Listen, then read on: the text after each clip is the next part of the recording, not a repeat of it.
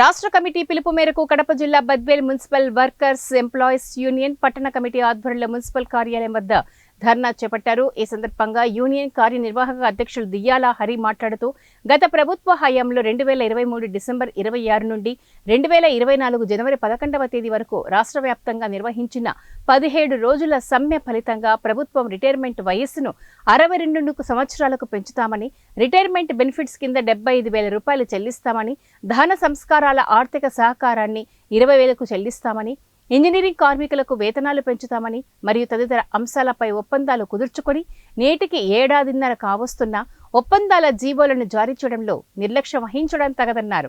Retirement benefits ఇవ్వకుండా 60 సంవత్సరాలు నిండాయన నెపంతో కార్మికులను బలవంతంగా బయటకు పంపుతున్నారని వాపోయారు। ఈ రోజు రాష్ట్ర మున్సిపాలిటీలలో కార్పొరేషన్లలో రాష్ట్ర వ్యాప్తంగా మున్సిపల్ కార్మికుల సమస్యలపైన ఆందోళన కార్యక్రమాలు తీసుకోవడం జరుగుతూ ఉంది। అదే విధంగా రాబోయే రోజులలో కూడా ఈ ధర్నాలను కొనసాగిస్తూ రావాల్సినటువంటి మున్సిపాలిటీలో ఉన్నటువంటి స్థానిక సమస్యలు వాటిపైన రేపు 20వ తేదీ పైన కూడా సమ్మెకు దిగాలని అన్ని మున్సిపాలిటీ కార్పొరేషన్లలో కూడా ఇదివరకే సమ్మె నోటీసులు ఇవ్వడం జరిగింది। ఇక్కడ ఉన్నటువంటి సమస్యలు గత సమ్మెకాలపు వేతనం 16 రోజుల వేతనము రాష్ట్ర వ్యాప్తంగా ఉన్నటువంటి మున్సిపాలిటీలలో కార్పొరేషన్లలో ఇచ్చిన పరిస్థితి ఉంది।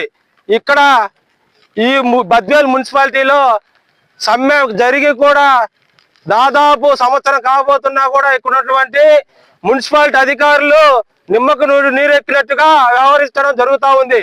అదే విధంగా చనిపోయిన కార్మికులకు ఎక్స్గ్రేషియా ఒక్కొక్కరికి 2 లక్షల చొప్పున ఇవ్వవలసిందిగా ఉంది।